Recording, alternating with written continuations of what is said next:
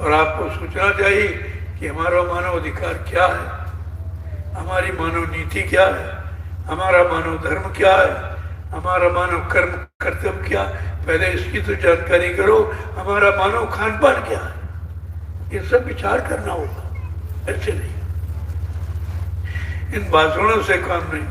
मैं भाषण नहीं दे रहा हूँ, मैं तो आपको आगाह कर रहा हूँ, जानकारी दे रहा हूँ। जो किया आपने उसकी जानकारी, और जो आगे परिणाम होगा उसकी जानकारी दे रहा हूँ। यहाँ कोई भाषण स्पीच नहीं होती।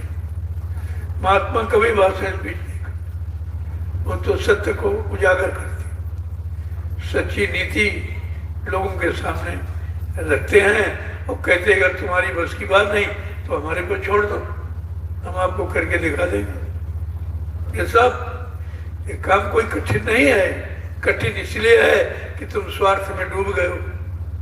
अपना मान, अपना सम्मान, अपनी कुर्सी, अपना खाना, अपना पहनना, इसके अलावा तुम किसी और को कुछ समझते हो?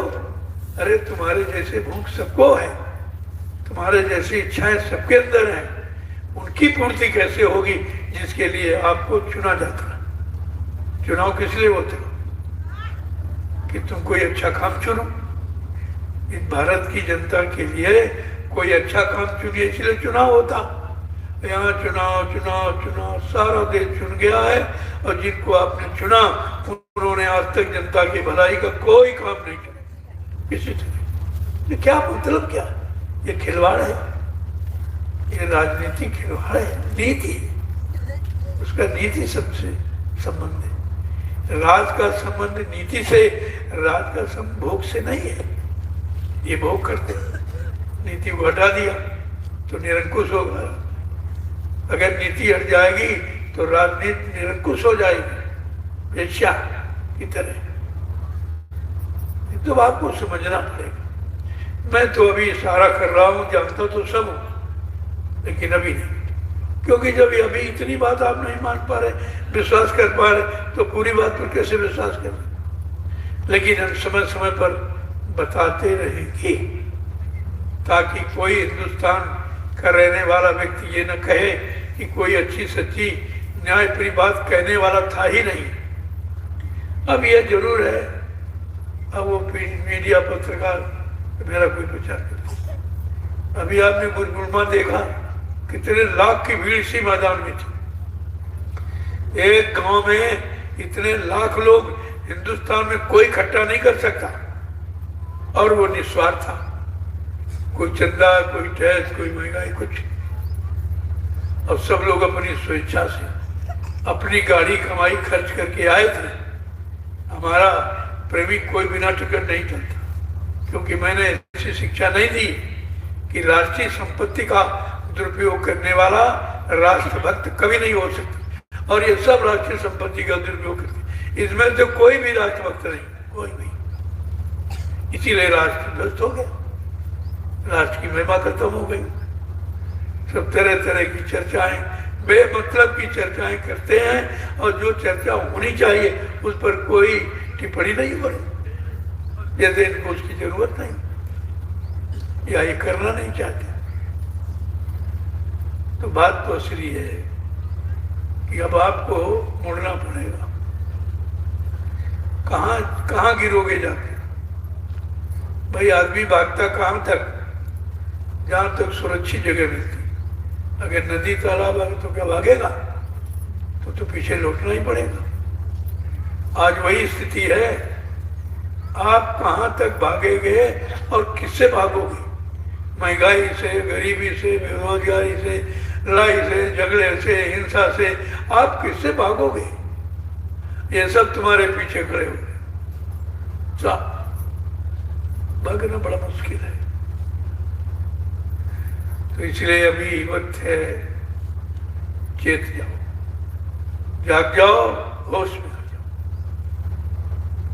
बताने वालों ने हमेशा बताया, ऐसा नहीं है कि उनका फर्ज केवल बताने का होता है।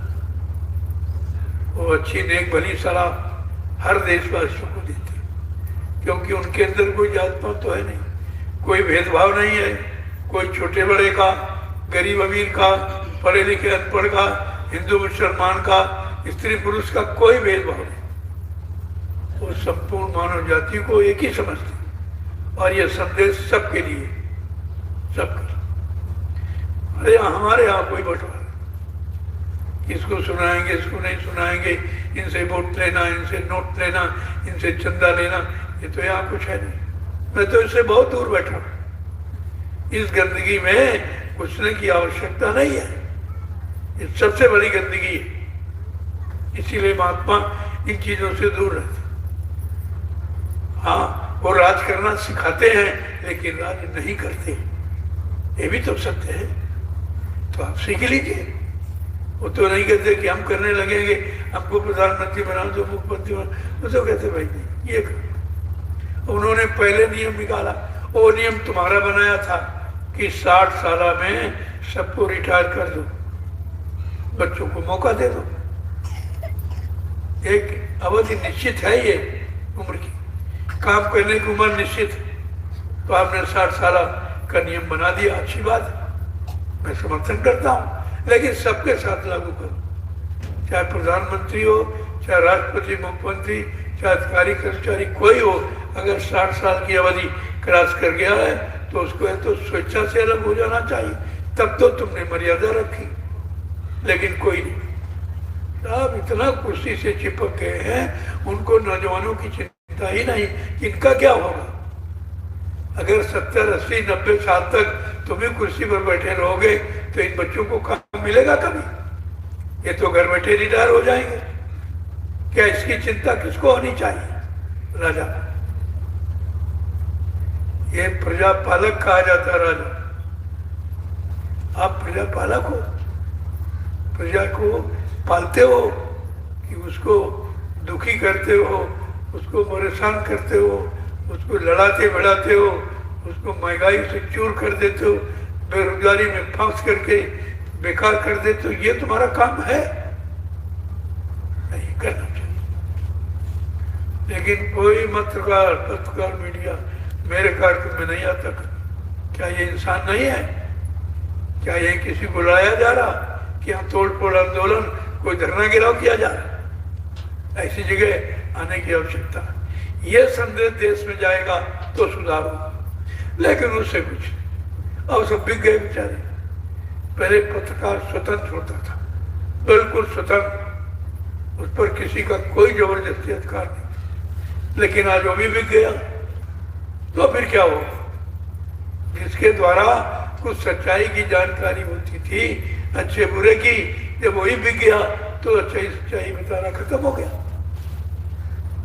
और यह सब खराब समय की पहचान है। जब सबकी बुद्धियां खराब हो जाएंगी, सब अपने अपने कर्म धर्म कर्तव्य से अलग हो जाएंगे, तो निश्चित विनाश होगा। कौन रोक लेगा उसको? तो इसलिए मैं कुछ कहना चाहता हूं।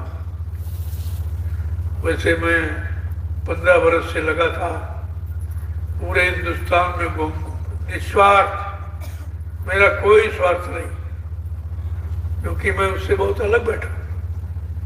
मैं तो एक सच्चाई, एक अच्छाई, एक अच्छी सच्ची व्यवस्था जिससे सबको सुख शांति मिले, उसकी स्थापना करना चाहता हूं।